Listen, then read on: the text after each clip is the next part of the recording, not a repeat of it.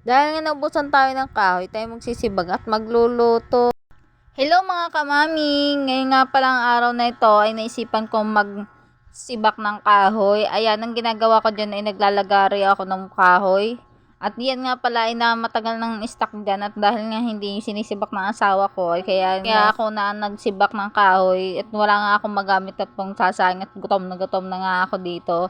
Ayan, pagkita nyo nga, pak. Sabi ko nga pala dyan ay palakol at sobrang hirap nga pala. First time ko gumamit ng palakol, ang hirap nga pala gamitin ito. At alam nyo nga mga kamami, ay ang experience kong ito ay hindi na mauulit at talagang sakit na ng katawan ko.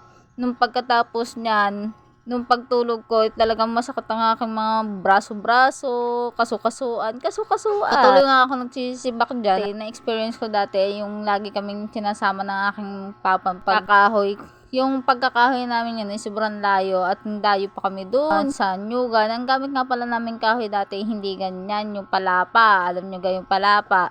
Yung ano ng nyug, ayun, kinakais-kais pa nga namin yung nyug na yun. At tapos ipon namin. At yung mga uyo-uyo, alam nyo yung uyo? Ay, hindi ko din alam, charot. Ay, yung uyo, yung parang yung ano sa buko. Yun, tapos may mga sungot. Ano yun? Ano yun? Iniipon nga namin yun. Tapos, nilalagay namin sa sako. Tapos, may palapa. Ay, iniipon namin. Tapos, tinatalian niya. Tapos, yun, yung dinadala namin. Ayun nga, tapos nga pala ako sa pagsisibak. Namahinga lang ako ng konti. Hinayang ako sa maliliit na kahoy na ito, ay kaya inipon ko ito at nakakatulong din itong pandaig ng apoy. Laki din ang tulong nito sa pagsasaing ko mamaya. Natapos na nga pala ako sa ano ko ng maliliit na kahoy. Ayan. Yung mga lalaking kahoy, hinakot ko na nga pala dun sa aming tungkuan. Ayan, kung nakikita nyo, ako'y nag-a-assist na ng kaldero at talaga ako'y gutom na.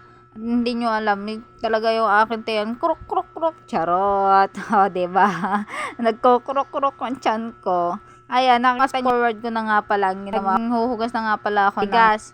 Ayan, kung nakikita nyo may baso dyan. O, yan, ang ginagawa ko dyan, tatakalin ko yung bigas. Kung ano yung takal ng bigas, yun din ang takal ng aking tubig. Dahil nga nadala ako dati, sabi nga ng asawa ko, ano ba naman ang saing mong yan, hilaw, lamutak pa. Kaya yan, tinuruan niya ako paano takal ang bigas, ganun din ang takal ng tubig. Kaya yun, hanggang ngayon, yan pa rin ang gamit ko, o diba? Yan, tapos linis ko nga pala yung tungkol-tungkuan namin, o diba?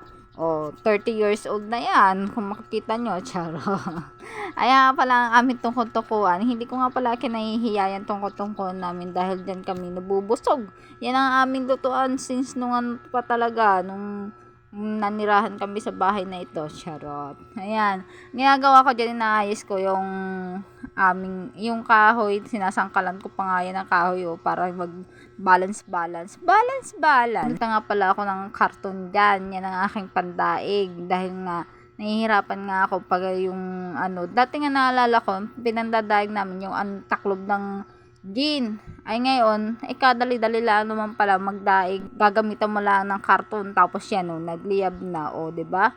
Magic yan guys. Tapos lalagyan ko ng karton ulit sa ibabaw liliyab na yan. Yan, nagliyab. Pala yung mahiwagan namin lutuan. Kaya yun lang, bye-bye!